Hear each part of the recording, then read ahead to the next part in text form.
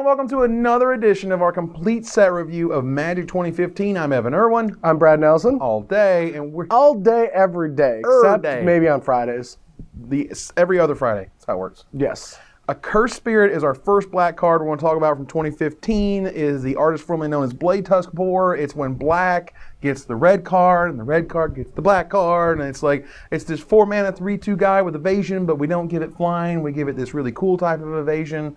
We've seen it before. It's a good Magic card pretty much in whichever color it falls in. Yeah, I mean, the thing about Intimidate that's so powerful is that it just gets through. It doesn't need flying. It's better than flying for the most case, except it can't block.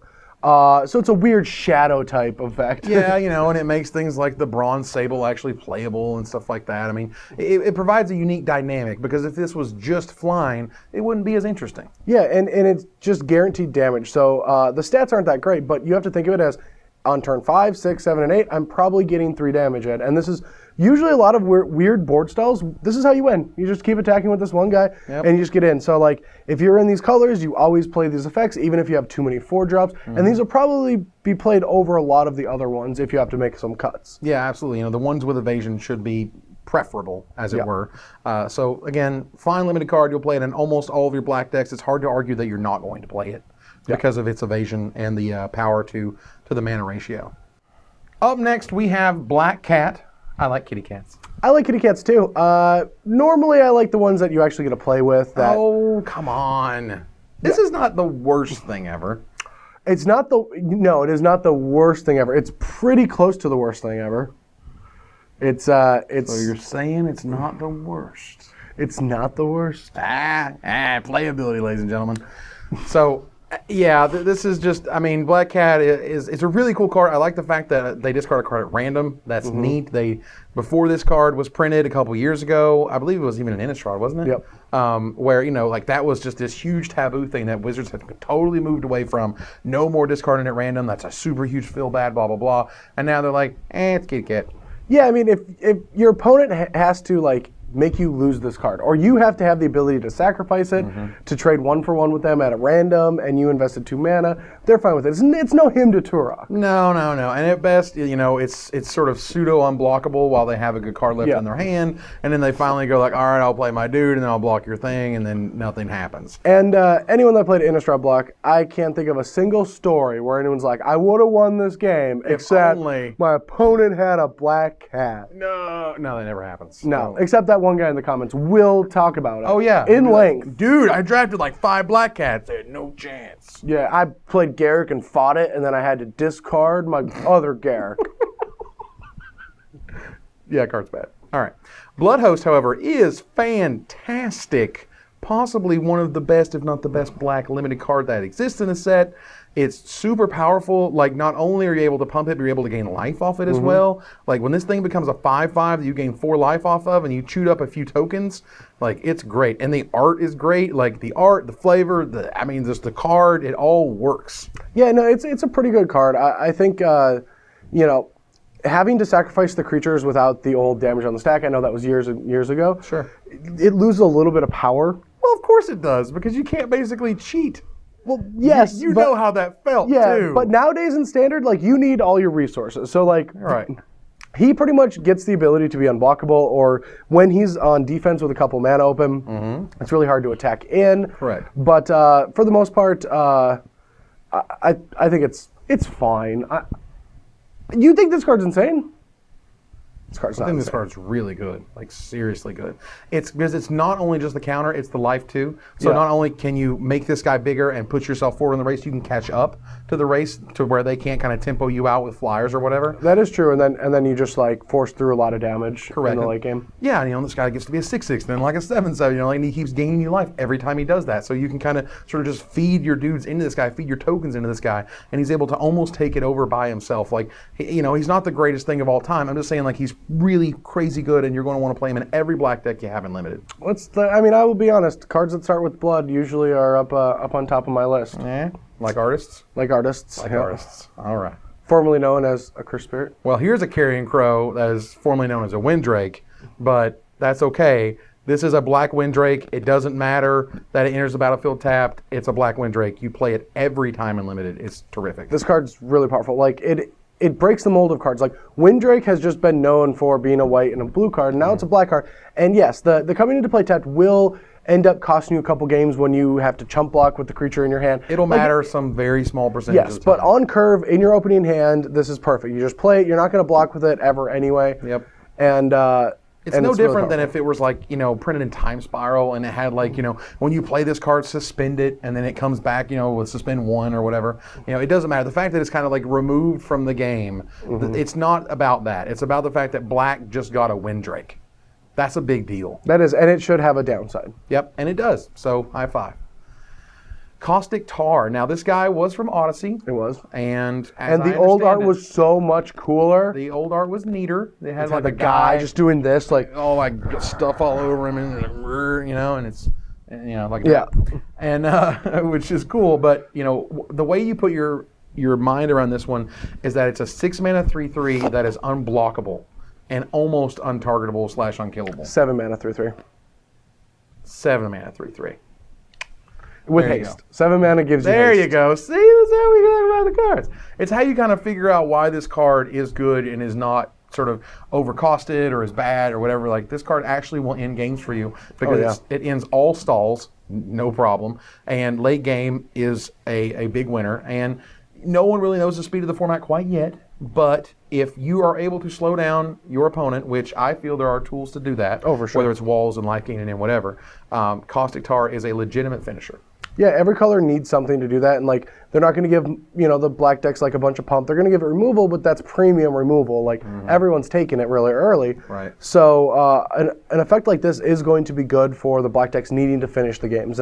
And I don't know how much. I never played Odyssey Limited. I mean, we're talking 11 years ago. Yeah. We're talking at this point. I sort of read other people's reaction and discussion on what Caustic Tar used to do, and it was pretty good, right? And it was very good. Yeah, as I understand it. So, again, it may not be as good here, but I know that it's never going to hit standard. But in Limited, it should be good, and sealed, it's going to be real good. That. Underworld, I'll lose 1, you lose 3. It's just like an Underworld connection. It's just twice expensive. Doesn't draw you cards. Oh, it's not. It's fine. Sealed is that card. I wonder what we said about Underworld connections. Did we say it was good? I said it was really good, and you said it was bad. It was bad at the time, though. See? Next year. Can't even win. And I tried to explain that. I said, right now, it's not going to be great, but like this is a black card draw. It is the black card draw engine. It's going to be seen play everywhere. And you're like, you're so crazy. Evan, you don't play on the Pro Tour. And I'm like, I don't need to play on the Pro Tour to sell the draw. Guess what? I play on the Pro Tour now. I got gold. Oh! No more silver for me. Up next is Child of Night, a terrific 2-drop in black. Absolutely fantastic. Which, if these weren't vampires, I would be accusing them to say that this is probably at least a preteen to maybe a teenager by now. She has been around for a very long time. Yeah, Child of Night. Well, there's not going to be like the preteen of night, and then there's like the adolescent of night, and then there's like the poor middle-aged guy of night. Like, I was thinking the rebellious teen night, where we just want to go through like all the stages. Just gives away the life link, like doesn't want it anymore. The lazy college student of night, like what I mean. We can go. Just can't block, can't attack. Right. The bitter house mom of just night. Actual won't attack, won't block. That's the best. Yeah. See, we're just over here joking because like the card is terrific. Play it every single time in Limited. You're going to love it. 2 drops on the curve. Anything with it, any sort of aura, any sort of pumps makes this card terrific. You're not going to be disappointed with this card. Especially in this set, there's probably one of my favorite cards of all time, let alone easily in the set for reprint. Is Sign in Blood, and you want cards like you get to trade with a bear to gain 2 life, and then you Sign in Blood, and it's free. Right. You don't have to worry about making a payment on the signing in blood. Oh yeah. The fact that Sign in Blood's coming back, and we'll get to that in a minute, is ridiculous. But whatever. It'll be more than a minute. We talk a lot. We gotta talk. Yeah. It'd be a few moments. But Child of Night again, amazing. Never saw constructed play because it's just not good enough. But in Limited, it is absolutely good enough. It's always been good enough, and should always make your main deck. Yep.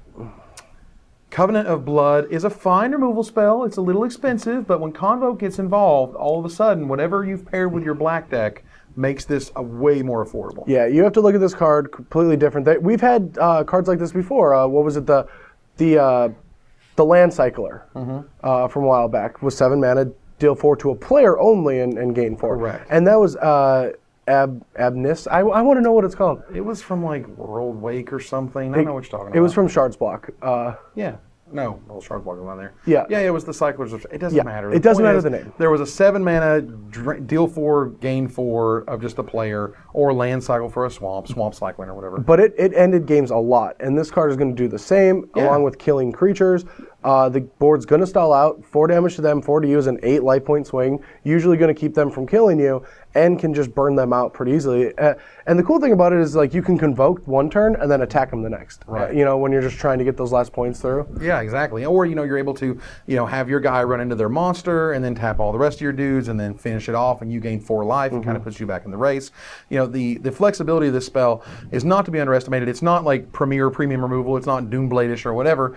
But if you're playing in black, you're going to want at least 1 to 2 of these for sure. Yeah, they're very strong. And the cool thing to look at is, like, 7 mana looks like a lot, but it's 7 resources. That's how I look at Convoke mana cost as opposed to anything else. It's pretty easy to get to 7 resources that are on the board. That's just 7 cards. Creatures and lands count. So if it's worth not attacking to play this card, then it's much easier to cast than just needing 7 lands. Right. So, it's really good late. It's something you definitely want to top deck. It's good in the mid game because you're able to use these sort of 7 resources to trade, and it can just win you the game almost out of nowhere. And one of the creatures to Convoke with that would be awesome would be an Ajani's Pridemate. Yeah.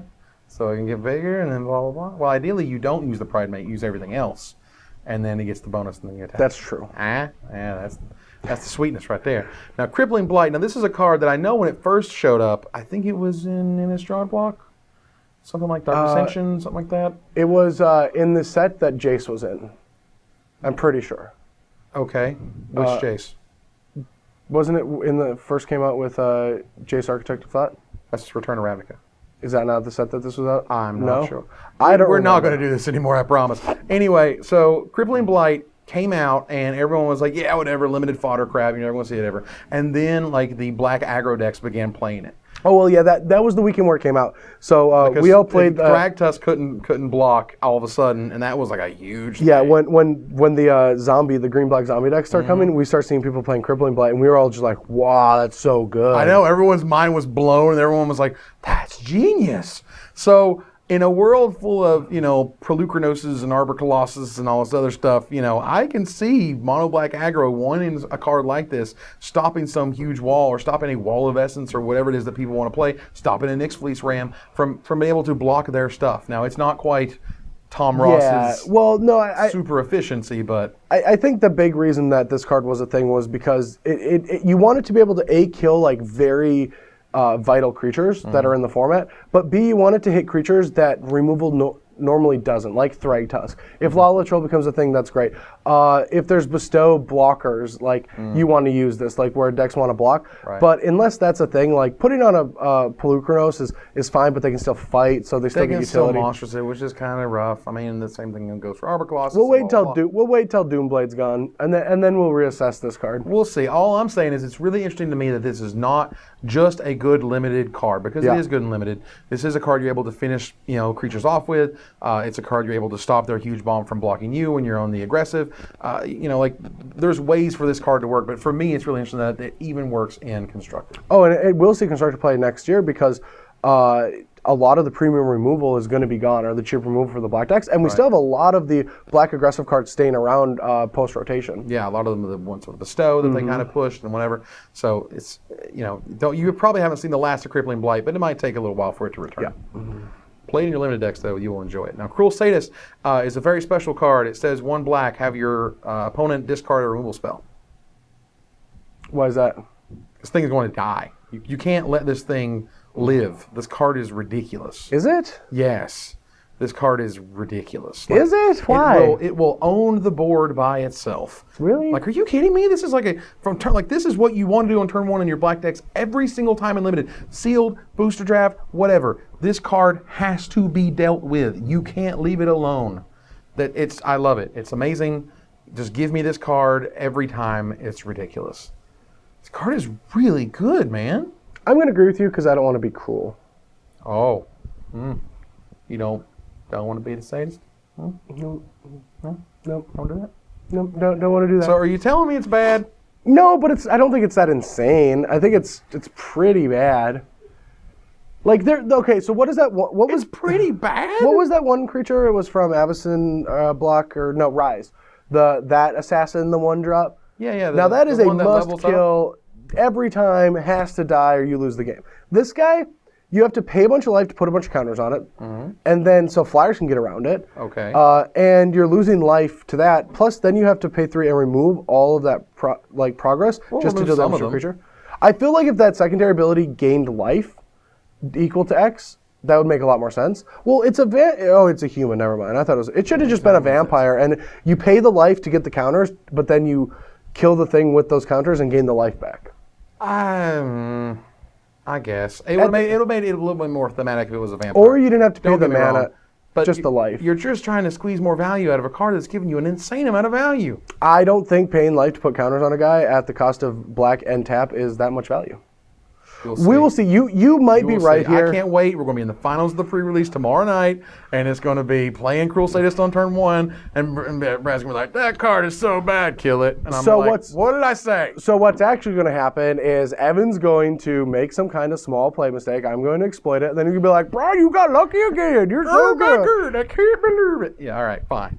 This card is sweet and limited. Okay. Or actually what'll happen is I'll kill him with this, and I'll laugh. I'm like, yeah, it's not bad. He'd be like, I just didn't know what I was talking about. It's pretty good. Endless Obedience. Let's talk about a card that is on the top of my list because Zombify?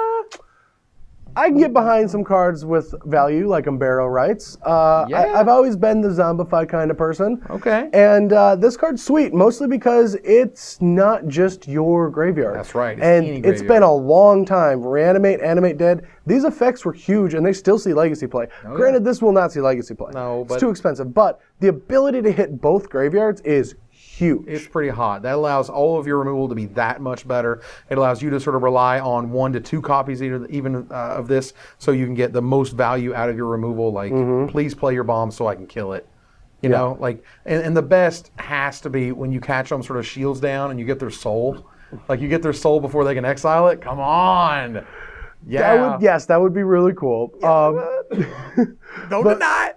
I can even see this seeing constructive play. And the reason for that is we've had Obsidian's Aid be a card, but this has Convoke. It doesn't force you to play both colors, so you could just be green-black if you want, or you could be a different color. See, the problem is you have to be green because it has all the Grizzly Salvages and the Satyr Wayfinders, and then you have to be black-white because of Obsidian Aid. But because it's mono-black, you can maybe be like Jund or Rug or just some other combination, and still get to do some kind of crazy reanimation thing. And because you turn your Satyr Wayfinder into a mana to cast this card, that's pretty cool too. You can turn 4 it without an actual accelerator. Right. So I'm looking really forward to seeing what this does, and hopefully we get to reanimate some more. Woo. It's got a lot of potential.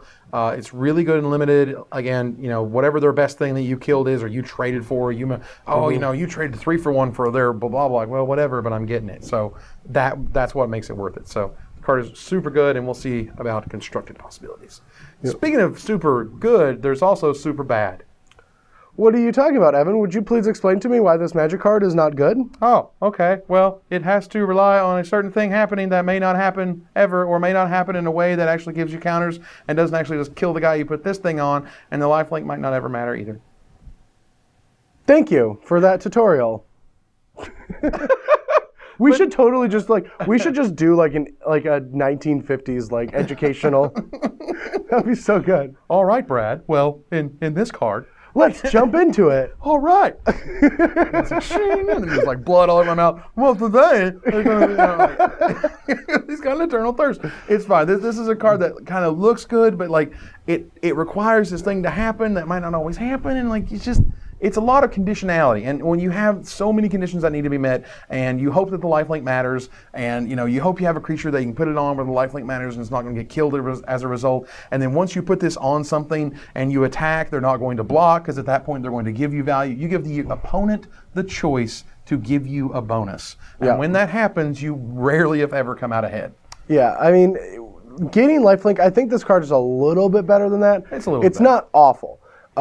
It's just an enchant creature that could potentially be bad or do nothing. Because if your creature's already good enough to where it's big enough that the lifelink actually matters, then you could just be killing them with that, and that resource could be used for something else. Right. This would be a better card. It should have been a threat, should have been an answer, should have been tempo, should have been card draw, should have been anything but what this was trying to do. And the main point of sort of this card is that you get that special effect there that, again, your opponent is basically in total control of. The only way you control it is if you use a card or a spell to get that effect, and then you hope that you're able to get the amount of value out. It's also some really weird art because aren't those angel wings, but it's like a vampire? It's a fallen angel, bro. Oh, is that what those are? Oh, they're bringing it back. I don't know. I'm just making it up. Oh, okay. I mean, it's an angel vampire thing. I don't Yeah. know. That looks really cool, though. Feast on the Fallen. Okay. It's a lot of work for not a lot of upside. It's not a lot of work, but for even less upside. That's what I would say about this card. Like, getting one counter can be cool, but you're investing a card into it. And each time they take damage, getting a counter actually is pretty good.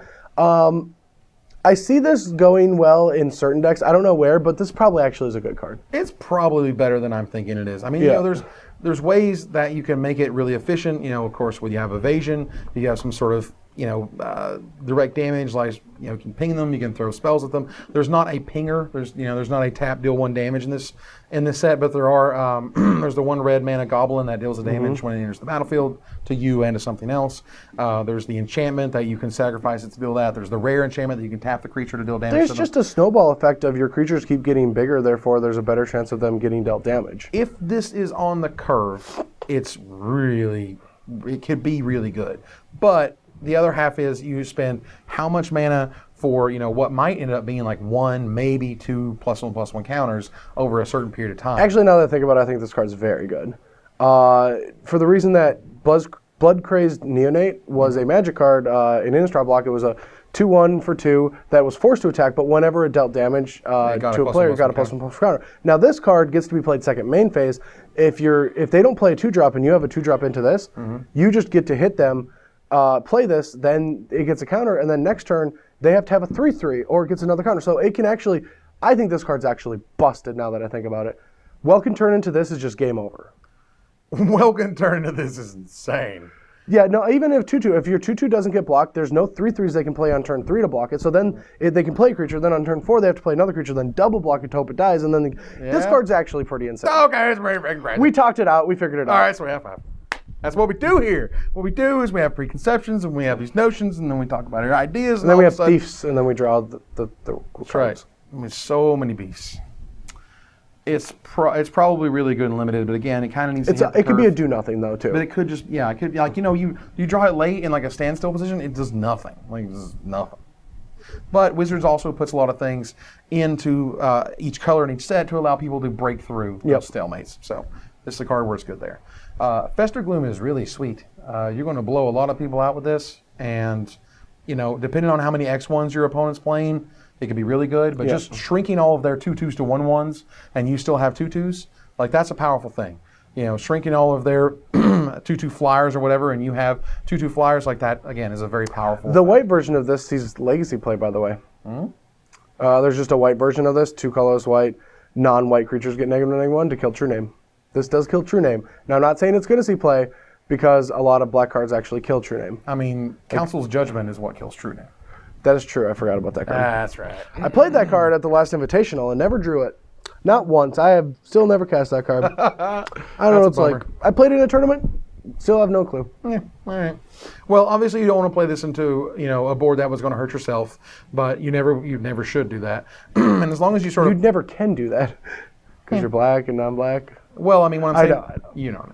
Anyway, you don't want to set yourself in a position to lose things, but, you know, the majority of the time, this card is actually going to wreck your opponent in a variety of ways, and should only be, of course, sided out if they're playing black cards themselves. Yeah, or sided in. It does feel like more of a sideboard card to me. It's very close. It's like a 22nd, 23rd-ish to me.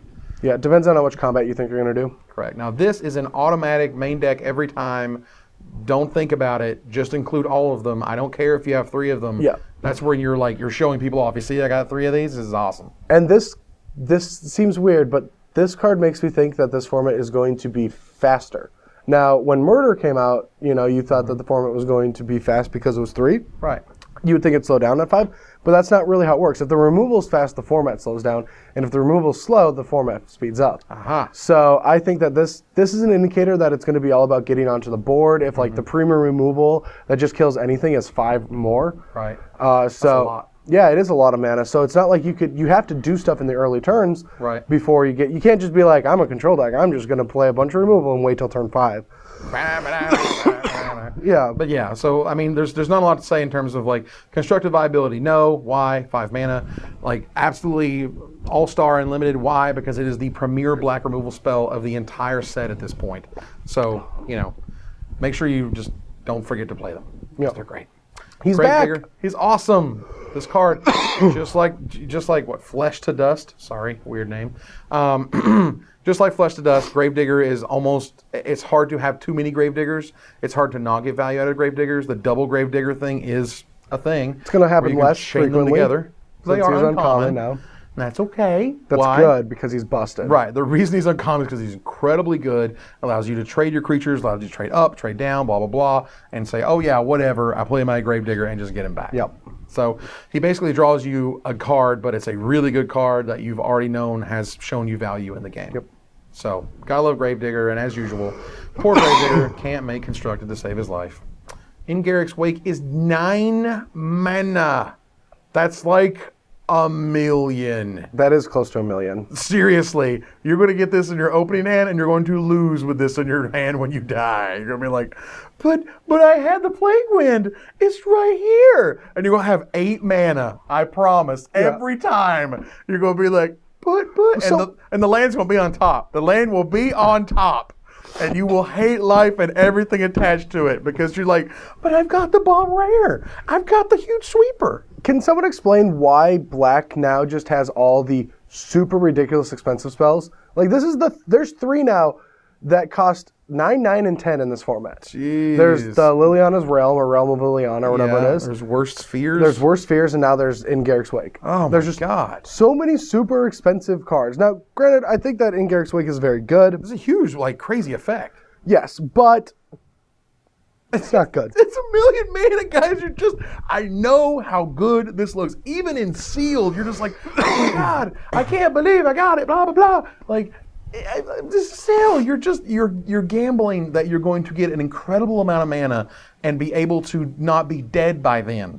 Yeah. It's hard. Guys. You're going to need to be blue-black, a bunch of divinations, Jason's Ingenuities, some cards that don't exist. You're going to have to be black-green with a whole bunch of acceleration, 2 or 3 ways to find more lands. And I guess there are double ramp spells in this set. There's the double, there's the Convoke, double ramp spell. There's ways that you can kind of turn those. So the only way this can work is if you're either the black-blue, slow, grindy, draw a bunch of cards, black-green, able to ramp, actually get your mana to a point where this works. Because otherwise, a black-white deck, just stop. You're just going to hurt and be sad. I don't know what to say. Yeah, it's very expensive. Yeah, you can't deny that it's a powerful effect, but you also can't deny that you just don't get it for free. It doesn't happen on any sort of curve. It happens on oh my God, I hope there's a land on top. There's not, I'm dead. You know what I mean? That's just what You're actually going to get in situations where you're drawing dead because it's in your hand, and if the top 2 cards are lands that you need, you die because they're 2 lands. Right. Yeah. Oh, and Garrick's Way. It's a cool card, though. I like it. I like how it's doing for the story. I think the artwork's pretty cool. I think it's the Buy a Box promo. Yep. Is this one, and it looks way sweeter. So there's no doubt that this is really cool, and you'll see this in a lot of casual formats because you're able to get to those types of mana costs, but not in any competitive limited constructed. No. It's not happening. Indulgent Tormentor. Now this is a pre-release promo card. This is the black. You hit the black, pre-release thing. Oh yeah. This is your creature. Well, I'm not going to go black because it dies to all the things. Well, it also it doesn't seem that good. It's pretty good.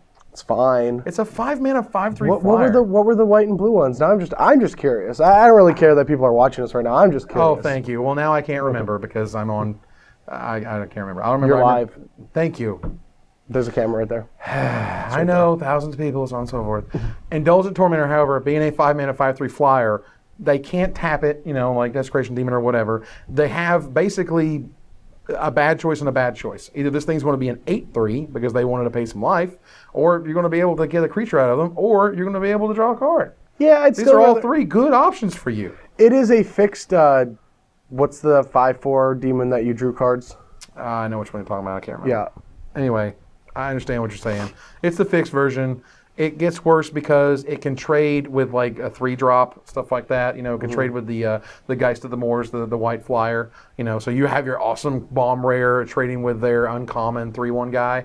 That can happen, but regardless, every single option on the second half of this card is good for you. Yeah. So when that happens, and it's a huge flying monster, I mean, for me, you're just going to first pick this thing. It's going to go in every black deck. It's going to go in all your sealed decks. Oh yeah, limited all-star. Limited all-star, no constructy. No constructy. And I never meant for it to be in constructed. Yeah. Legion Sliver, actually, I think this one might get there for constructed play. It's pretty powerful stuff. Get there? Maybe. Well, I would love to get to the Pro Tour and just get annihilated by a Sliver deck, or be the one annihilating people's Sliver decks. But it's either going to be obvious or not. Like I think. Are we talking about like in standard? Yeah. Yeah. Yeah, I think it's going to be obvious or not. Well, it's one of those where, like, you know, Wizards, and this is just me traditionally knowing the guys who develop Magic, they kind of like this period right now that we're in where you're like fully powered. Yeah. You know what I mean? For the next 3 months, we've got all the goodies. We've got all the slivers from both bait sets. We got this sliver land. We got new slivers. We got slivers to this. We've got Court of Calling that can go get them if we want. We got this coat of arms thing, you know, the obelisk of herb or whatever urn it is. Like all this stuff, like, you know, you got all the power. You even have Mutavault, for God's sakes. You know, so we're all here. And the question is, what slivers are good enough to actually impact things? Now, there's the two-headed sliver that kind of came back as I think battering sliver is what it's called. And we have Leeching Sliver here that, you know, it just takes this mass of slivers to win. And even if you just Court of Calling for like one of this card, you know, there's only one in your deck, like all those triggers can just kill people out of nowhere. Like, oh, I'm just going to Court of Calling for 2, get Leeching Sliver, attack, you're going to lose 5, and then no matter how you block, you lose. Like, that's the way I see this card actually impacting Constructed. I can see it. I mean, my biggest fear is that I think the most obvious tier 1 best card is Golgari Charm.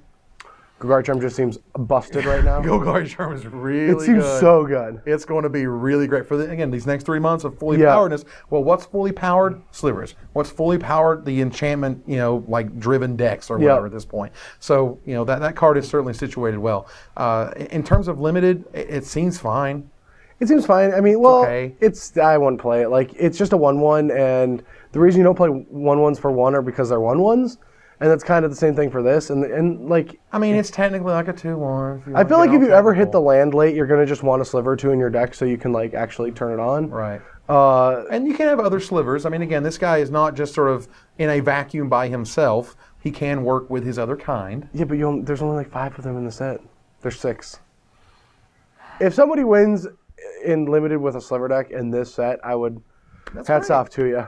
There's 6 of them. Good luck, and they're all uncommon. Yeah, well, I understand. Either way, for me, it's an interesting thought exercise to see which slivers could actually get there and constructed, and how far Wizards can really push it to where slivers are a viable option.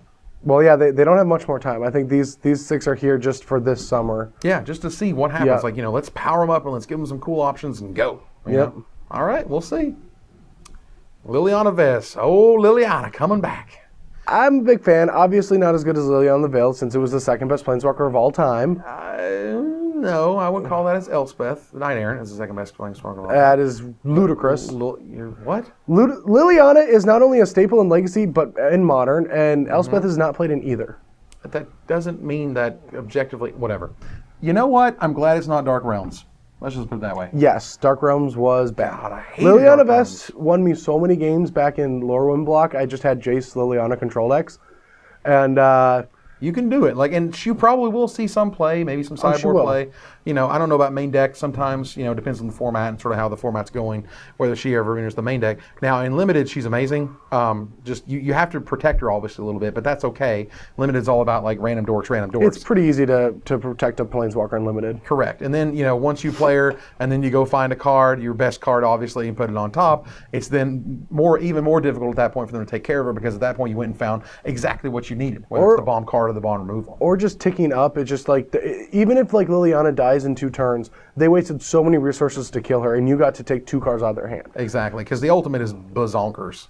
I mean, it is literally game winning. There's a mythic that does that ability at like 9 mana. Yep. So this gets you your 5 mana. You know. Does that mean the new Garrick's going to have that ability? There's a Garrick that's going to have to blow up the world. Oh yeah. Ultimate. Okay, I'm all right with that. Go cool with Garrick. it. Screw it. Watch the world burn. But Liliana Vess is a fine card. Always play it in limited and in constructed. It's going to have its uses. I think so. I'm excited. Mind Rot. Not always the best thing in limited. Usually really good. It's much better in sealed than it is in draft. Sealed, because you always want to be on the draw, and then if you're on the draw and you mind rot them, or even if you're forced to be on the play and you mind rot them to get back to parity. Correct. Now, because when you mind rot them and they discard 2 spells, like you just win. I mean, not just win the game, but like you are winning in that scenario. Yeah. You just removed 2 good cards from their hand that weren't just lands, that were actual, going to do things, going to affect the board. You were going to have to answer them, yada, yada, yada. You don't have to anymore because mind rot did it for you. Yeah. And when you wait in sealed deck, particularly until they have 2 cards in hand, I'm guarantee you those cards are awesome. Or they're just both lands and they're flooding. Or they're bluffing you, and it doesn't matter. At that point, you get the And then you information. know, yes. At that point, you have the information like, oh, you were bluffing that, you're dead. And then they kept 2 lands in hand because they only have 6 drops in their deck, but you mind rotted them, so they only have 5 lands. They draw their 6 drop, and then they want to kick themselves. And then they're like, all these, and you're like, yeah, but you only got 5 lands, don't you? Yep. That's a nice soul you got there. Necrobite. That's a lot of words. There's a lot of words on this card. Yeah. I don't think they can really help it because they basically like, really cool, simple ability. Long explanation text of pain. Like, let's talk about what this does for the next minute or so. Well, to be fair, it does have 2 different abilities, and you have to explain both of them because it is a core set. Yep. So as you do, lots and lots of words. Yep. Ultimately, it's fine removals. Conditional removal, but it's good removal. We've seen it. We just got done. Everyone that's played Theros Block, you saw how good this card was, and it's still just as good. Yep, it's just as good. And again, just as situational, but it'll get the job done as your 1/1 kills their 5/5. So high five. Yeah. Necrogen Scudder, very good, super good on the curve. Was good in Scars. Is good here. Great. It's probably better here. Probably better. That there was, I really enjoyed Scars Block and that push and pull of poison versus life. And when you would play the poison deck and then you would play this for basically for free, that was always a nice feeling. This might impact more in that the life loss. The life loss hurts more, and there's no weird other way they can kill you. But it doesn't matter. Like ultimately, a 3-mana 3/3 flyer is playable. Losing 3 life isn't going to be that big of a deal. Not a big deal. The only way we have life gain. Yeah, I mean, there's so much life gain. If you pair this with black and white, like you might already be over 20 by the time you play this guy.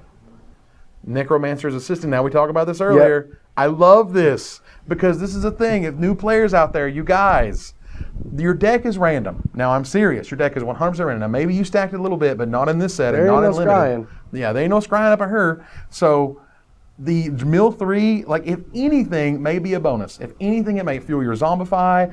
If anything, it might give you some, card that you need to do something with to regrow later, or Gravedigger gets it back, or what have you. Like Necromancer's Assistant is a free 3-mana 1/1 or 3-mana 3/1 that don't worry about that ability. Don't worry about that ability like milling your bombs, because either your bomb was 4 cards from the top or your bomb was on top, but it's all random. There's no strategy involved by not playing this unless you only have 3 cards left in your library, and then you don't. And that's the only time it's correct to say I don't want to mill myself. And that's my new catchphrase. If there ain't no scrying, there shouldn't be any crying. Oh, scry me a river, bro. Scry me a river. Pain. Necromancer Stockpile. Really, this is what I like these cards when they're good and constructed and bad and limited, because constructed, you can kind of build around this, and you can kind of make this work for you, and you can kind of do stuff with grave crawlers and blood gas and whatever. Whereas in limited, if you're discarding a creature card, don't. That's bad. Like unless it is a zombie. Right, and but even if it's a zombie, if it's more than a 2/2 zombie, it's still worth it. It should be worth it. It's okay. Like you get to draw a card and discard, but you're like the problem is even if you have a bunch of zombies. Drawing a bunch of cards will be good, but you'll flood out. You'll feel that sense of flooding because you're drawing too many cards. Right. And you can't just dig to bombs by discarding creatures in limited. It just doesn't work that way. Right. It's not the right card type for what it's trying to do. Now, like if this said discard a non-land card or something like that's interesting. That's different, And then you could say if it was a zombie card, do something. Just gives all your non-land cycling. Exactly. That's cool. Right. See, that's powerful and interesting. You can manipulate that. You can get rid of this artifact you don't want or whatever it is. But creature cards in particular are pretty much your most important card type in limited. So you don't want to. And Magic, I think they're just your most important card type in general. Well, they are now. Yeah, in all Magic now. Yeah. Yeah, it's nice because 10 years ago or whatever, creatures just were crap compared to the spells you were playing. I don't know what you're talking about. I don't know what's happening. I played a lot of creatures since I started playing Magic. Except when I didn't for about 5 years. God, it's probably longer than that now. I'm old. Then Probably you like, started, yeah. it's probably like 15 years. We're at the Somewhere. Onslaught birthday right now. Really? No, actually, no. We're in We're in Mirrodin. We're in Mirrodin right now. Mirrodin The right Mirrodin now. 10-year anniversary. Do you know that last week when I went home to visit family, that my 10-year high school reunion was happening? Ooh. I felt old. Felt so old. Wow. 10-year high school anniversary. Dude, I graduated in 97, so Wow, you're old too. thank you. You're way older than me. I skipped a year, thank you very much. Which means I didn't You're go. so smart. You could say that. I found a loophole. That's pretty smart. I took summer school and skipped a whole year. Yeah. But I don't know anybody I graduated with, so why go to the reunion? Necromancer Stockpile. Interesting constructed card. Not good limit card. Nightfire Giant. This is the zombie Goliath I've always wanted. It is so good, isn't it? My God. I was like, going through the scroller and just checking it out and seeing this guy for the first time, and you're like, okay, he's a 5-mana 4/3. Oh, sweet, he's just got the +1 on the other thing. And you're like, oh my God, that ability? Shocks everything. Are you kidding me? This card is a delight. Oh man, Goulet, ladies and gentlemen. 'Cause- No, don't give Todd the satisfaction. All right, I won't. But seriously, this card, oh my God. Because not only is it giving the bonus, not only are you a 5/4 for 5 when you're black-red, you get the sweetest activated ability. Untapping this guy is just, I mean, it's also like the it's just- coolest art too. Art is I just love his sweet. face. I know. He just got like this big, huge maw thing.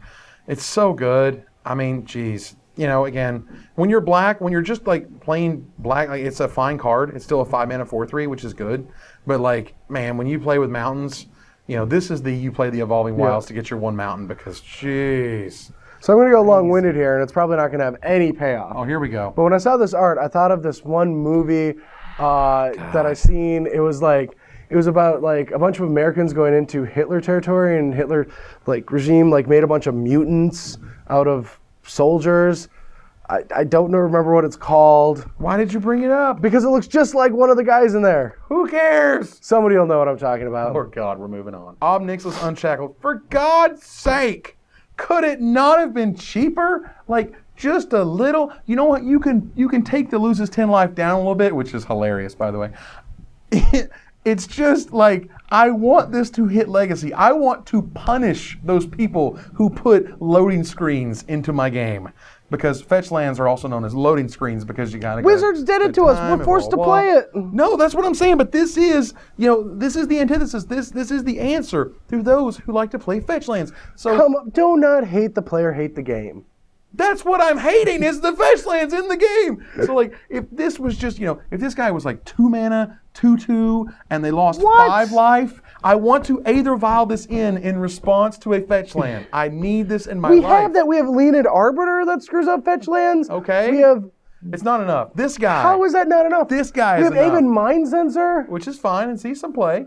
So why do you think a 2/2 for 2 that makes him lose 5 would see play? Oh no, because I want. Leonid Arbiter just colds it. I need them. No, you vial that in and they don't even get to fetch. They lost a life and they don't even get to fetch. Oh, if they don't have the mana to pay for it. Yeah.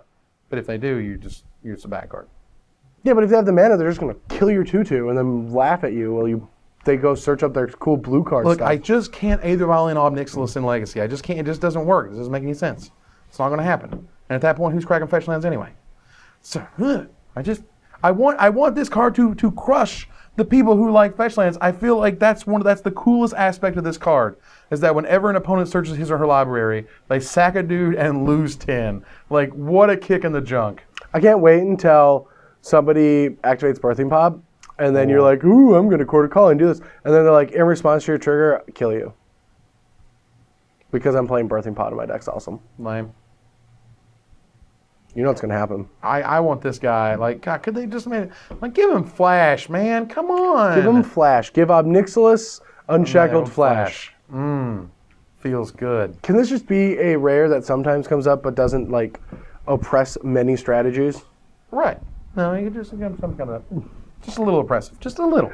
Just a small You guys come back after a while. In 6 months, I will go through the comments, and you tell us the stories of, both sides. When your opponent tried doing this to you, and when you did this to your opponent. Right, and you just, yeah. You just nailed them. So either way, moving on. A 6-mana 4/4 flying trample. Whenever another creature dies, and that means yours too, gets a counter. That's actually the biggest aspect of this card and why it's ridiculous. Like, this is a limited bomb. It's monstrously huge and awesome. Play it every time. You'll enjoy it. It's great.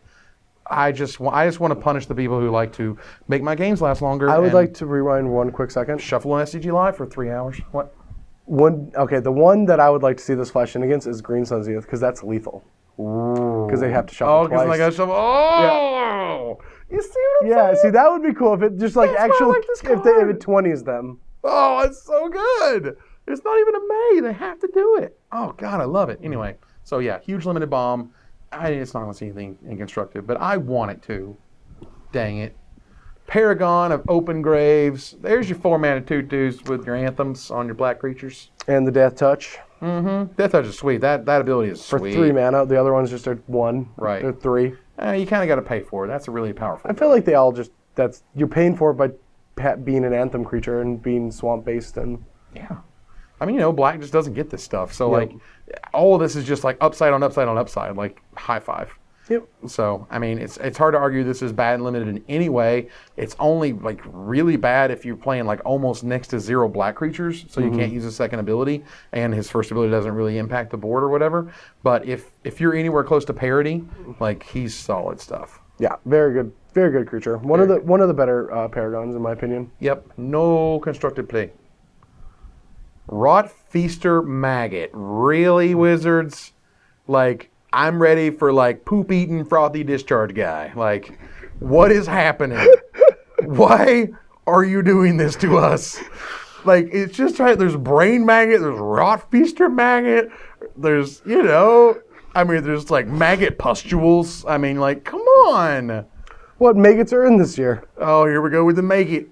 Woo! Maggot. Oh, yeah. No. I love the way you say it. It's hilarious. I'm from the Midwest, man. I know. I'm a Southerner. It's funny. Anyway, Chicken grits. Yep.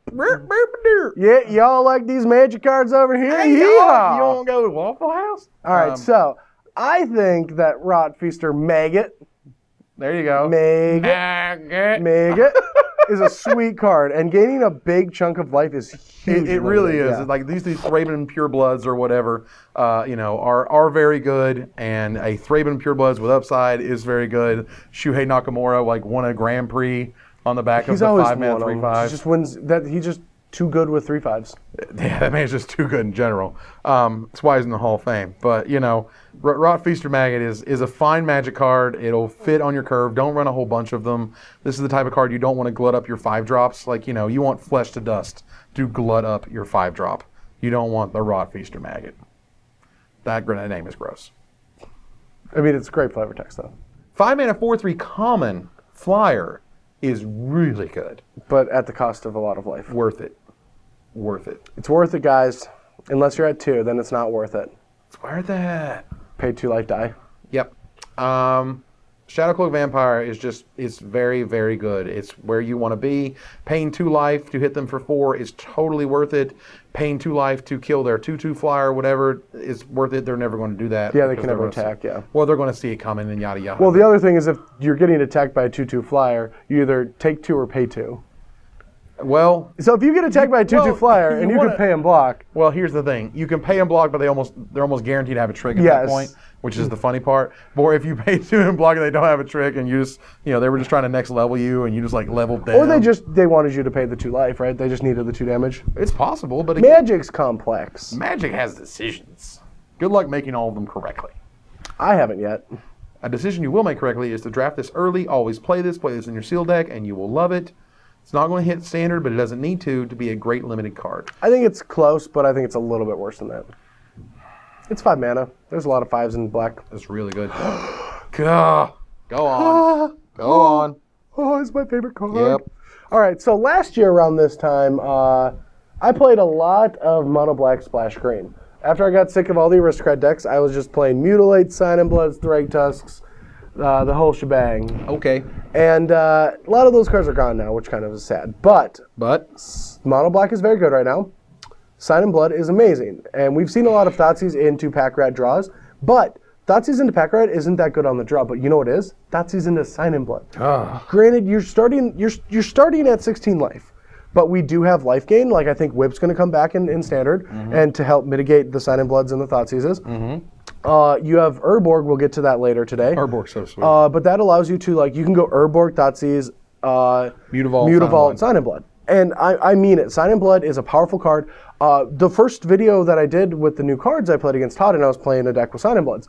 And game one, literal game one of the versus video, game one of playing with new cards, the only way I could beat Todd was drawing a Sign in Blood to his face. And that's the thing. You will Sign in Blood your opponent for lethal many times. Yes, and that is an achievement that you must unlock as a Magic player. You have to kill an opponent with Sign in Blood at least once in your Magic playing life. It has to happen. And it will happen many times in the next year. This is the real deal. This is a tournament staple. Read the Bones was the fixed version of Sign in Blood. Yeah, this is the unfixed / broken, not broken, but / crazy good version, which is always play it in limited, play it in constructed. It's just good, crazy value. Mono Black did not need this spell. It's a little. Actually, when I saw it, I was pretty impressed that it was here. I was just like, this is one of those my God. It goes in the aggressive decks. It goes in the control decks. It's so good. The mono black aggro decks are just gonna run 4 of this. It's just gonna be a thing. Yeah, I mean, again, this is the there's the 3 months of powered whatever. Yeah, this is part of that power. This is where the pedal is to the floor when it comes to Sign in Blood and what mono black has. Now, Soul of Innistrad is really good. Now, in limited, this thing is just crazy bonkers. Love it, amazing. Constructed, I think there's sort of a one of ish in Green Black Dredge. In the conversation for this. I'm pretty sure that this is the best constructed soul, to be honest, just because it's not situational. All the other abilities are situational when you're supposed to use them. This one is just I get 3 cards back. Right. And attrition is one of the strategies of Standard, because every matchup you can force to be attrition based if you're an attrition deck. Yeah. So I do think that this card is probably the best for constructed, or has the best potential chance of seeing play. Mostly because of the card advantage. Yeah, situation. I mean, it allows you to get back 3 guys, and that's incredibly powerful. And even if they kill it, I mean, again, incredibly powerful. At the end of your turn, get 3 guys back. I mean, is a huge swing. It just is. It's just draw 3 amazing cards. Yeah. And when you can untap with this guy still in the battlefield, I mean, it's crazy. You're basically almost guaranteed to get every creature that ever died on your side back. Yep. And now they have to deal with a 6/6 Death Touch, which just kills everything always. And even if they do kill it, you're just going to get more value later. So, I mean, there's no bad part of this card. It's just good. No, I agree. I do think that it's going to take rotation, though. For sure, 100%. Yeah. Because mono black decks already have a great shell that's already good. There's no reason to disrupt that. Right. Well, for me, this is where a Green Black Dredge, I think, could use maybe one of these. No, because that's such a tempo-based deck. It's so tempo. You need your bestow to attack them. If you ever take your foot off the pedal to gain card advantage, they're going to be able to stabilize. Right, but at the same time, we just looked at the Convoke Zombify, and that'd be a pretty sweet thing for Satyr Wayfinder or whatever it is to kind of ramp itself into, where you're like, oh, I'll get a land and I'll put the Soul of Innistrad in there, and then I'll tap all my resources and get Soul of Innistrad back into play and yada yada. So I think they've given us spells that sort of change the makeup of that deck a little bit, and this could be one of them. But again, limited just.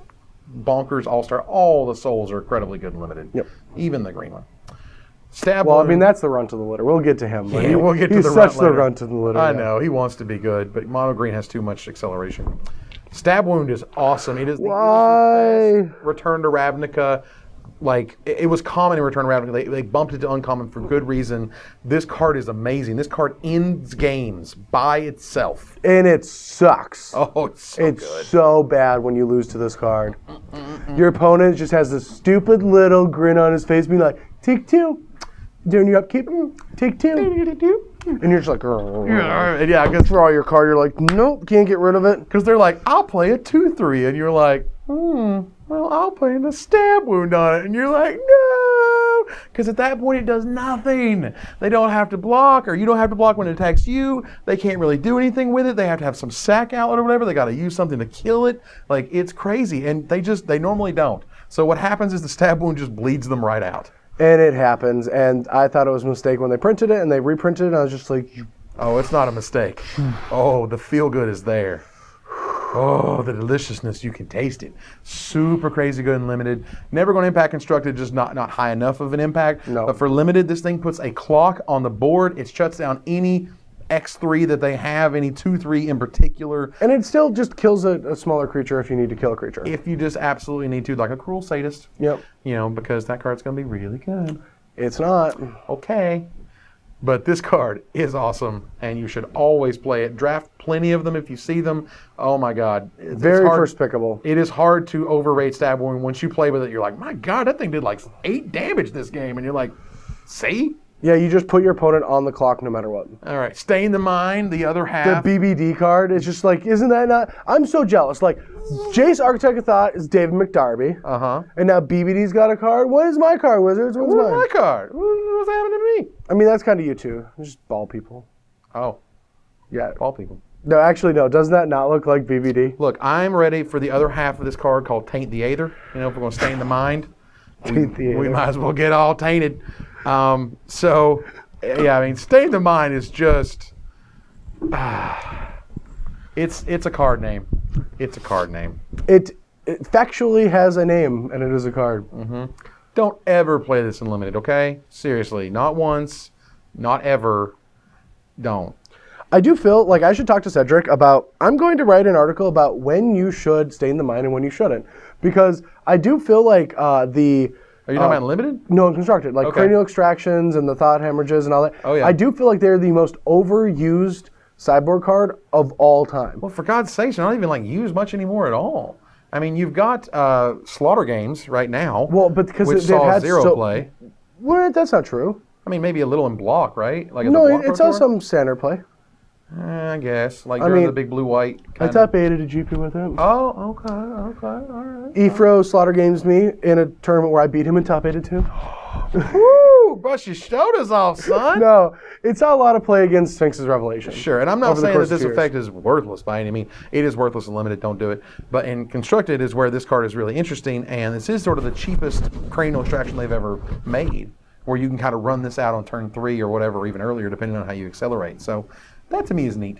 I mean, I do like that you can convoke it, but the problem is you want to be aggressive too, and so you might tap creatures, but you want to attack with them. But I mean, you can do some really gross things with this card, like taking Supreme Verdicts or the Sphinx's Revelations in those mono black decks. Also, like Brain Maggots don't really have anything to do when you're attacking their hand, so you can like use them for mana for this card against the control decks, and that's where you want it. But you don't want it against like anything your opponent beat you with. Like, I mean, Todd told me a great story about Slaughter Games where he killed somebody with Blood Artist, so they just like Slaughter Games Blood Artist, and he's like, yeah, I boarded those out. It's not good against you. Like, here's my deck. Yeah, you know? I understand. I mean, this is one of those where, I can see someone trying to rationalize bringing it in a sealed deck where they're like, I just, couldn't beat Soul of Ravnica or whatever it is, so I stained the mind for Soul of Ravnica, and I got that card out of their deck, and it's like, yeah, well, where was it? Well, it was near the bottom of their library, so it was never going to impact that game. And you're like, but I got rid of it, and you're like, you sure did. I accomplished something. Nothing. Nah. Something. Nothing. Typhoid Rats. Amazing limited card. Always playable. Will never not be playable. Kills everything. Yeah, it's the best wall. We had so many snakes in the last set in Theros that we all know that Typhoid Rat is good.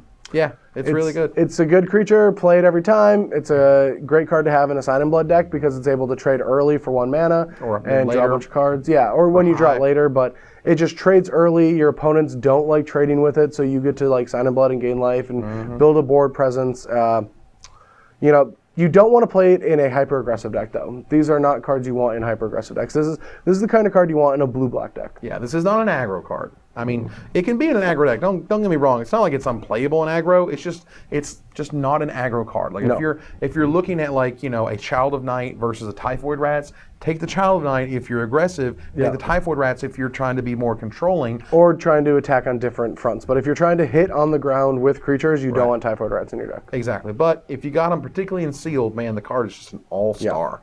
Absolutely will hold back a whole army by itself. 3+ creatures will not attack because this guy exists. They've written fables about him. They sure because have. of how many armies he's held back.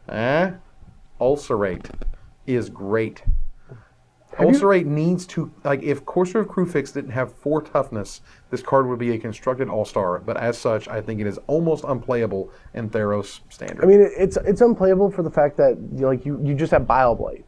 You know, like Bile-Blight is just a better version of this card, and I don't care if it costs 1 more mana. It's fine. Like 1 mana removal, this is the most powerful 1 mana removal I've ever seen outside of Lightning Bolt and Swords and Path. I mean, this figure saw Legacy play. You know what I mean? Yeah. Like that's just -2/-2 for Black. This is -3/-3, and Dismember has seen play all the way back to Legacy, all the way through Modern, yada yada. So it's not that that they haven't made sort of similar S cards like it, but 3 life versus the 4 life for Dismember. You can pay an extra black just to get Bile-Blight out of it, but this is a premium piece of removal that is a limited first pick. You'll play it every time. It's always worth it.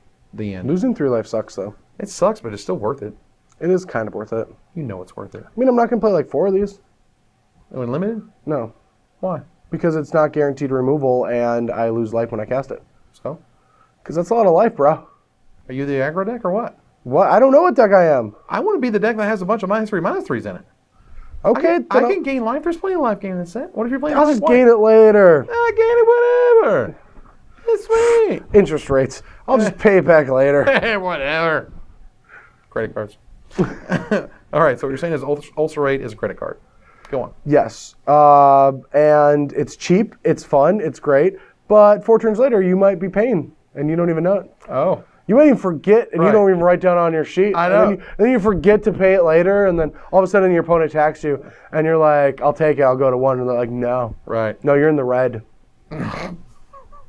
And then they're sending you mail, and they're calling you all hours of the night. And They're calling you at 2 in the morning. They're just like, is this Evan Irwin? You're like, yes. Do you remember when you took all that damage and you died? You're at 9. You're like, what am I at? You're at 9. Oh, I'm sorry, we took all this off the rails. It's a fine removal spell. Unmake the graves. There was a spell in Invasion, Urborg Uprising, that was the same mana cost, didn't have Convoke. Oh, I do remember Urborg Uprising. But it drew you a card. I cast it yesterday. Nice. Well, actually, like 4 days ago. Oh, it was in Vintage Masters. It's in Vintage Masters. Nice. Then that returns 2 creature cards and from your graveyard to your hand, and you draw a card. So that's awesome. It's card advantage plus drawing 2 really great cards. I mean, like it all kind of works. Not quite as good here, but still, like double Raise Dead is fine.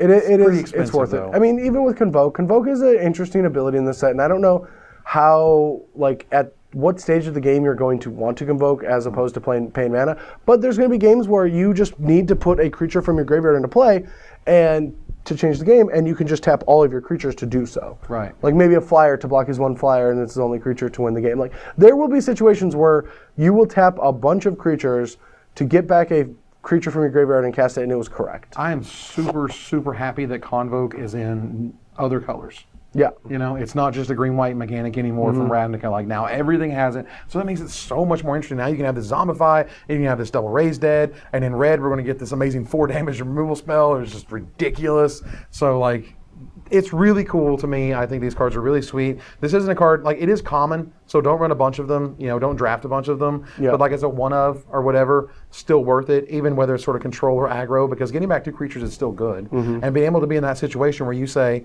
like, I really need the mana to play this guy over here who's dead, so I'm gonna tap all my creatures, unmake the graves, use my mana, play this very specific colored spell that might be blue or green or whatever with the mana that you needed. Like that's terrific flexibility. Yeah, I think it's a cool card. Wall of Limbs. Now what in Such a weird card. I don't the get hell is it. going on with this card? What is happening? I mean, this one makes more guess. sense with the counters, life and loss, but it doesn't make any sense. Like, Yeah, I mean, it's like why is the life gain the limbs that you sacrifice? Like, I don't really get it. right, you're gaining life and somehow this gains another like arm, and then eventually you're going to throw all of your arms at a player. Okay. For 7 mana. That's a lot. But it is an feel like- instant speed, which is nice. I don't think that's relevant. Well, it is. I mean, at some point it's going to be end of your turn, throw Wall of Limbs, untap, do the drain 4, gain 4. You've had to gain life a lot of times for that to be relevant. Maybe. I mean, but like we noticed, there's a ton of life game. If you're in black-white, this thing could Soul actually be Mender. scary. Like, I guess if you it does soul mentor work. this thing up again, up again, up again. Up Maybe again. there's a black-white life gain, life loss deck. I think there is. I really do. Like, I mean, to see this, well, I mean, when I look through and I see all the stuff that gains you life, and I look through Yeah. and I see all the stuff that says what happens when you gain life or when life totals change or whatever, like, you know, this is a thing. It's a combo that Wizards gave you. It's like, it's cool. It's Yeah. encapsulated in the set. You're not going to see this happen anywhere else but in this type of limited format, and I think that's really cool. yeah, but it's such a weird card. It's a weird card. Don't be like drafting multiples of these. Like, you should really only be taking this thing if you can kind of really use it. If you can abuse it, yeah. Yeah, because like just a 3-mana 0/3 wall is just not good. Yeah, this is the card where you want a lot of soul menders. Yeah. Because that means your deck does a lot of the same stuff. Sweet. Yeah. Okay, so now here we go. So 1 Soul Mender to every 2 a Johnny's Pride Mate or a Johnny's Pride Mate plus Wall of Limbs? Yes. Yes! That's what I'm talking about. Progress. We got this. Take them all. Waste Not is crap and limited. Crap. Crickety, crickety, crickety crap. My favorite thing. Crickety, crickety crap. Crickety, crickety crap. See, I'm a kind of a snob, and when I see this card, I'm just like, I don't want to play with this card ever in a million years. I don't think it's good.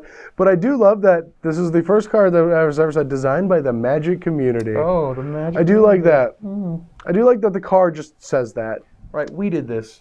No, I had no part of this. I didn't vote once. I did vote Why? once, actually. Yeah, you did. I did vote. I voted not this. I didn't. Yeah, I voted not this. Sorry. But this is one of those cards that it's very expensive right now. A lot of people are really hyped up on this card. Really? There's a lot of possibility. If this card works, it works really, really well. What do you mean if it works? What do you use to utilize it? Like, Burning Inquiry. Every player draws 3, discards 3. are we talking like old formats? We're talking like modern. We're talking this in modern? People are talking about this in modern. I'm not kidding. Like, it's a thing. Like, there was already that mono black discard deck thing. Like, That was fetch. that wasn't a thing. That you was know what fetch. they did? They made it happen. They didn't make it happen. Brad, they made it happen. They made a foil wrench mine like $1 million.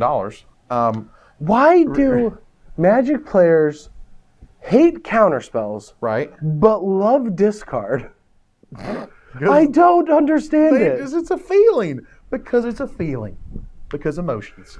We are emotional creatures, and we don't like not doing something, but we're okay losing something before we even had the chance to do something. I feel like you okay. were married to Mike Birbiglia. I don't know who that is. He is a comedian. Okay. And his whole skit was about his girl just being like, but that's how I feel. And he's like, but that doesn't make any sense. But that's how I feel. But there's feelings. Well, Waste Not is a super cool card with a ton of potential. This is just potential on a card. This card is either going to be great or crap. There's just no middle ground for this card. This card is not mediocre. This card is not like okay most of the time. No, this card is either all-star or never touch. And right now, a lot of people are on the all-star. Well, we'll see. We'll see what this does. We'll see. I don't know. Again, it's just, I don't know. I didn't vote for the thing, but it's fine. It's okay. Don't play it limited. For God's sake, don't play that in limited.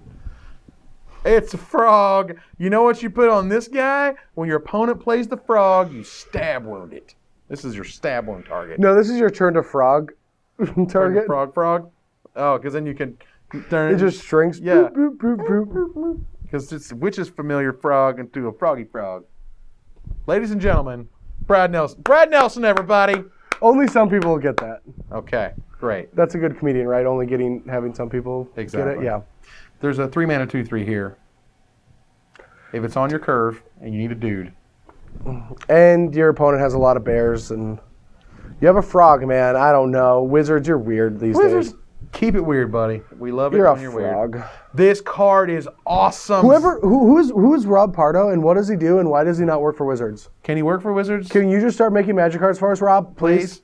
Just do it for us. For real, dude? Yeah, because this card's really good. You made a fantastic An card. unbelievably good Magic card. God, I love everything about this card. I like the names after it's Slyblade. I love the assassin. I love how it feels like an assassin. I like the way it works. I love how super crazy powerful it is. You put any aura on this thing ever, it just becomes the most incredible machine. They can't do anything about it. They can't block it. Like, it's just, wow. Super, super wow. Amazing design.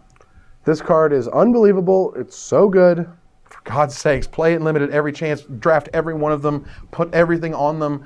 It's just, oh God, it's beautiful. It's just a beautiful, wonderful card. It's evocative. It oozes flavor. I mean, it tells a story. It's beautiful.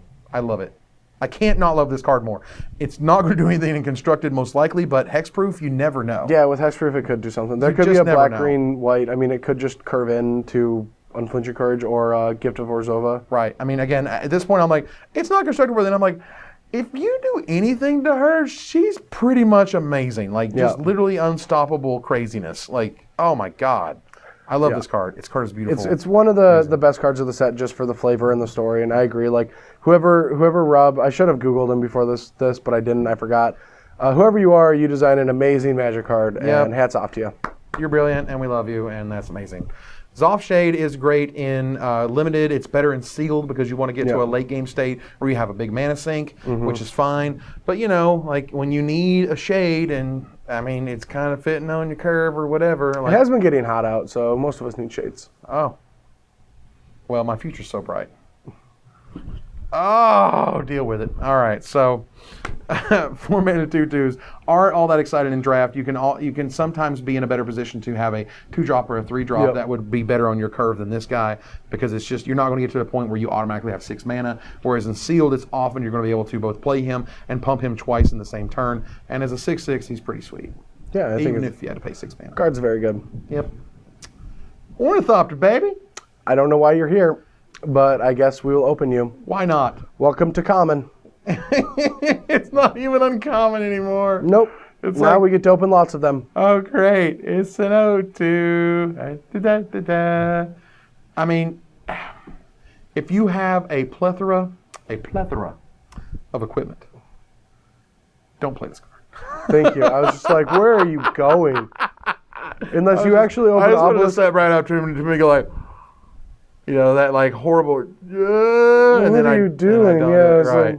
I'm just playing. This card's bad and limited. It might be good and constructed, but it isn't in all those sort of weird scenarios. Yeah. You're either playing Affinity or you're playing this weird Chief Architect thing or Chief Engineer Something, thing or whatever. I don't know. It's bad. It's just not good. It's fine. It exists as a thing. They Players probably like just wanted 0 mana more creatures. out of them. Yeah, they just wanted to print some more. I mean, again, I think players get a kick out of this card, and I don't think there's anything wrong with that. I mean, I get a kick out of the card. I mean, it's really good in Commander. Now they're just going to kill us. They're actually just going to string us up. This will be the cause of my first death threat. Nice. Exactly. And then I was threatened with Let's my talk life. about a card that's actually insane in Commander. This card is insane in everywhere. This card is insane in limited. Card is insane in constructed. Card is insane in EDH. Like, this is Navinral's Disc. You remember playing with Navinral's Disc? No, I was not God. old then. Well, let the old man tell the young whippersnapper what's up.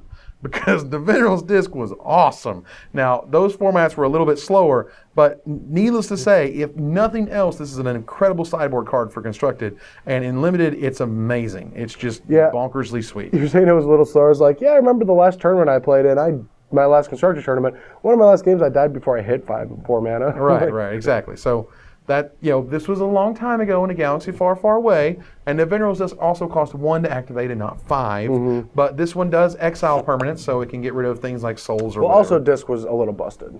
Disc was way too good. But it's fine. Either way, I was really surprised by this card. This card doesn't, like, M15 didn't need it. You know what I mean? It didn't need this, like, cool, powerful, mythic rare that is very good, can see constructed play.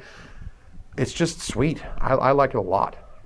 I think it's pretty broken. I don't know if it's going to see constructed play or what would want it, because like Magic right now is all about board presence. Like if I'm a deck that wants something like this, I think I'd rather have just the cheaper, more efficient ones like right now Planar Cleansing, Supreme Verdict, things like that, and I just want to rev. If you want to be in sort of a spell, I mean like a spell like it immediately happens. Like the other half of what's cool about a card like this is that its presence on the board makes your opponent play differently. Yeah. Just the fact that you have it, all of a sudden they're like, I kind of, at that point they're like, oh, I've got to bait it out, right? Yeah, I'd rather just Fated Retribution.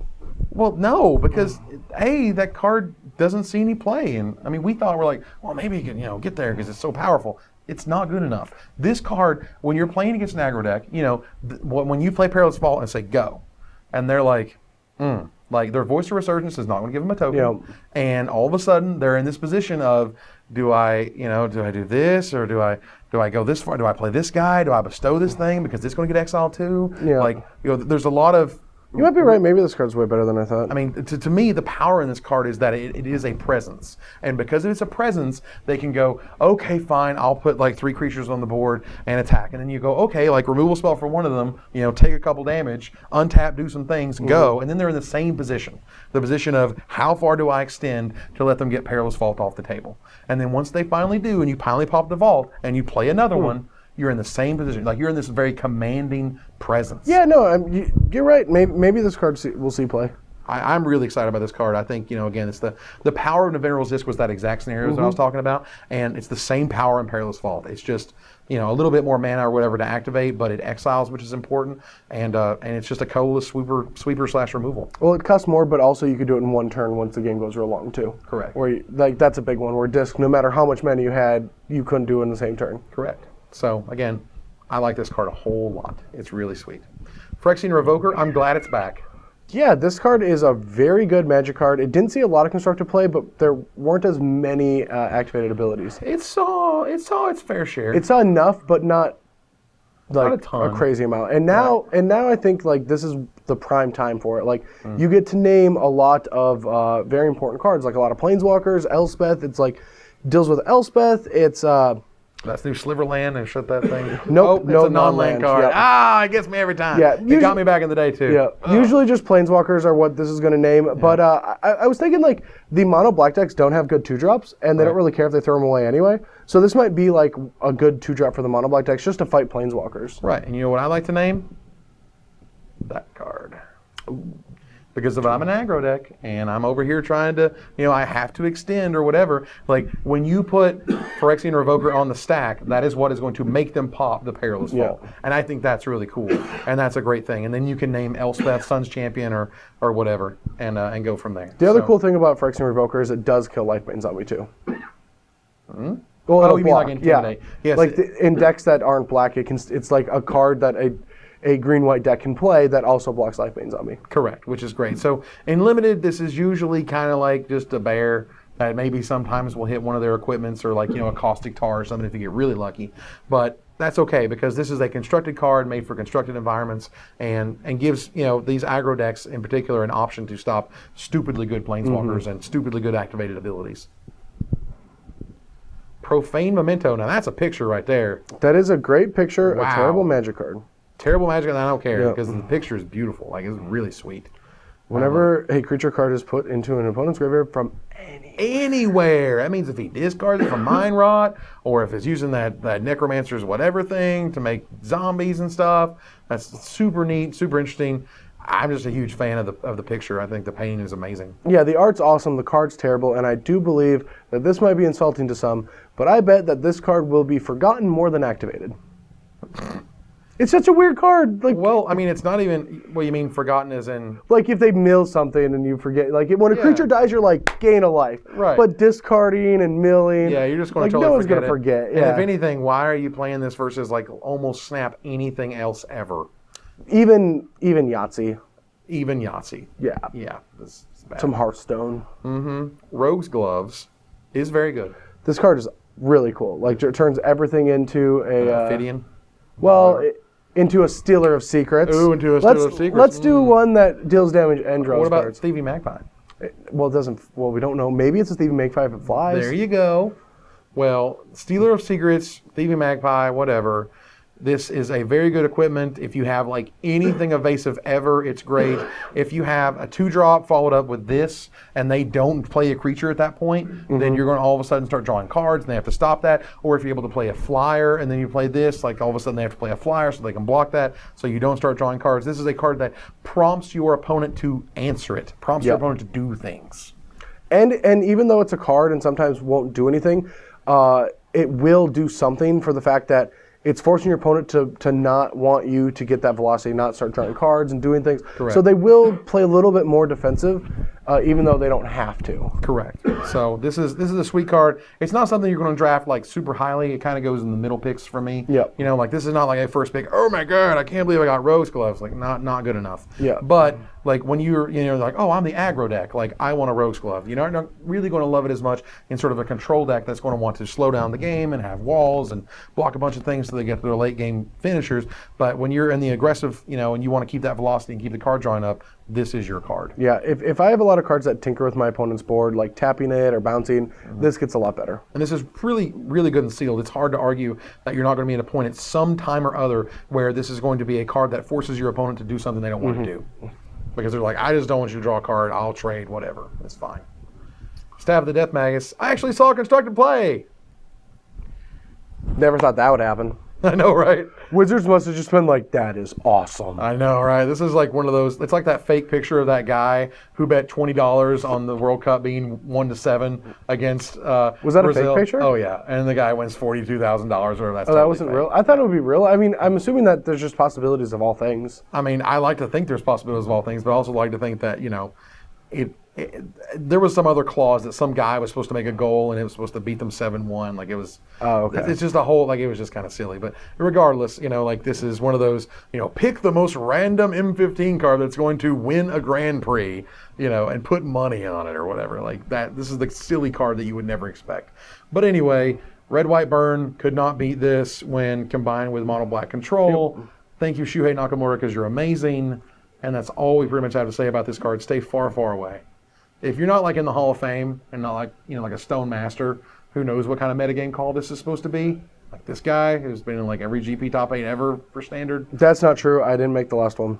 I didn't even make day 2. Oh man, I did this thing that people talked about. What's it called? Mulliganing. Yeah, that one. That did happen a lot. Oh, which means you didn't draw the spells. It really sucked. I didn't know what that was like before then. Oh God, it was awful. Oh, it's bad. Yeah. Yeah. Well, that happened. Hey, look, we found some pain lands. Oh, no. Urborg. Urborg. Let's talk about Urborg. We already talked about pain lands. If you want to see that, go back to the blue episode. We go on about it. We even talked about Urborg.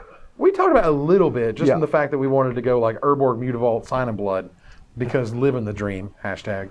But Urborg, like this was one of those cool, like, why did you reprint this again? It makes no sense to me why this exists. Like it only makes the deck better. This is the most time spiraliest kind of reprint I saw. Yeah. Where it's like it harks back to some old land for no reason. It's just value. It's good. Like I mean, the original Urborg was going like $15-$20 before this thing was reprinted. So I mean, high five for sort of keeping these lands affordable, which I think might have been sort of a thought. One of them, yeah. But I mean, Urborg hasn't seen play since I was playing against Corlash with Mono White Martyr. Yeah. And because to me, Urborg always brings up for me the funny story of I was playing the regionals with Mono White Martyr with like Gauntlet of Might and all this other crazy stuff, and he was playing Corlash, and you could literally never lose that matchup. He persecuted me for 7 cards and lost. How? He just can't beat the deck.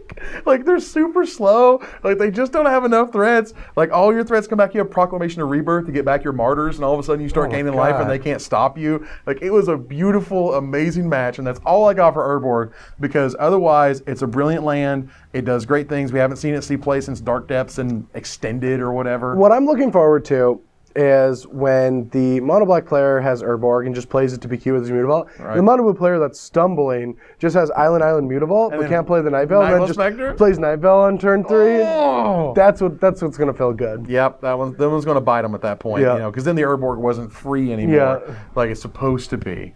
The Urborg is great because if you're just a mono black deck, you can always throw one of them in there, and any other non-swamp land or whatever you have just gets better as a result. If you're playing fetch lands, you don't have to pay life if you don't want to, just to get some mana out of them or whatever. Or even Mana Confluence just turns into a land that you don't have to pay every time. Like there are a lot of benefits to Urborg being in any deck that runs black, and you can do a lot of cheaty things with it. Right. So it's a really cool land. It's very powerful. I expect to see constructed play in however many manners It'll just always be one copy in every mono black or every black white or every black green or every black blue. Black just seems good right now. Black's very good right now. Wizards were like, you know what, Black's gonna get the push. Well, I mean, for God's sakes, they reprinted Thoughtseize. Yeah. So like Thoughtseize kind of like the best thing in the format. They made Downfall and so Thoughtseize, Mutavault, Downfall, what's up format? Like This is pretty much the best things you got. But or Urborg Fate right in there, and it's a great land. And it is the land that we are finishing our black set review for Magic 2015. The set is awesome. It's really cool. It's so cool. It's so great. It's so easy to make these types of videos when the set is as good as this one. No, it's just so easy to make these videos when I work with professionals like you. You know what, bud? Love you, bro. I love you too. So, for Evan Irwin, Brad Nelson, tapping the cards. so you don't have to. We'll be back soon with Red. Bye. Bye.